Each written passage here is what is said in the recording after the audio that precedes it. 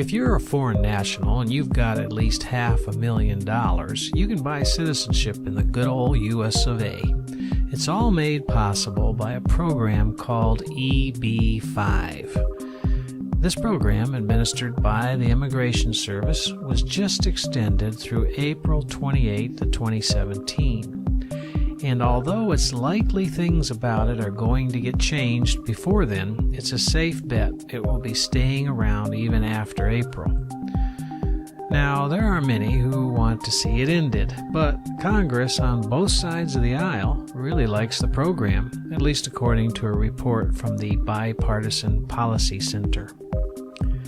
The full name is the EB-5 Immigrant Investor Program, and it was started way back in 1990. Basically, it allows people to buy permanent U.S. resident status in return for investment in the country. The price? $1 million, put directly into a new commercial enterprise, or $500,000 put into a business serving a rural area or one serving an area with high unemployment. Each investment has to create at least 10 full-time jobs.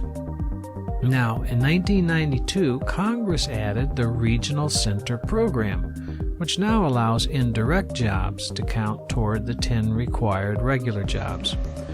Indirect jobs include any jobs arising from the capital investment, including those for construction, those needed by suppliers, and many others.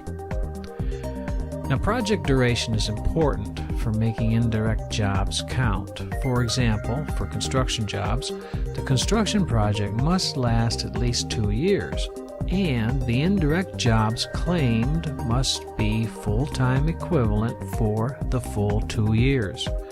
Currently, the calculations related to job formation must come from an economist working with a regional center.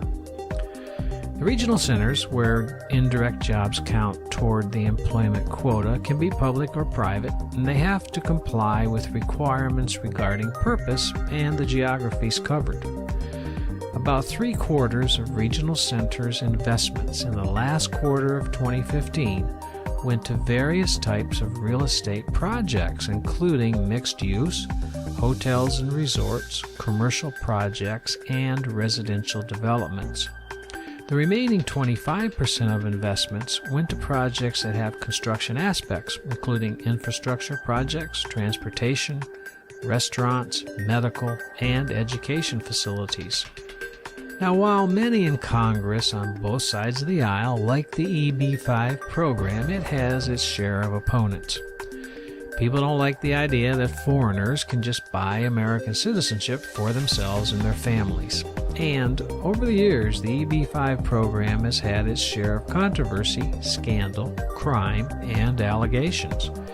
Examples often cited include money coming from ill-gotten gains in other countries, fraud on the parts of Americans selling investments to foreigners, people posing as brokers, developers bending the rules, and the government not being aggressive about enforcement of the rules. The EB-5 program offers potential solutions for the country's aging infrastructure. When used to fund public-private partnerships, these foreign investments offer a pool of low-interest, long-term funding that doesn't have to clear bank hurdles. For construction, and especially infrastructure and civic development projects, the EB-5 program is busy. At least 2 states have their own state-run regional centers, and cities like Dallas, Miami, and Philadelphia also have their own regional center entities developing public works projects. There are other attractions of the EB-5 money. The program appears attractive for civic and infrastructure, and it has the flexibility for the type of financing that these entities can raise. According to Mary Scott Neighbors, the president and CEO of Strategic Partnerships, Inc., which is a business development company, these foreign investors are most interested in securing a visa, so they will often accept below-market to minimal returns if the investment will allow them to safely recoup their capital over time.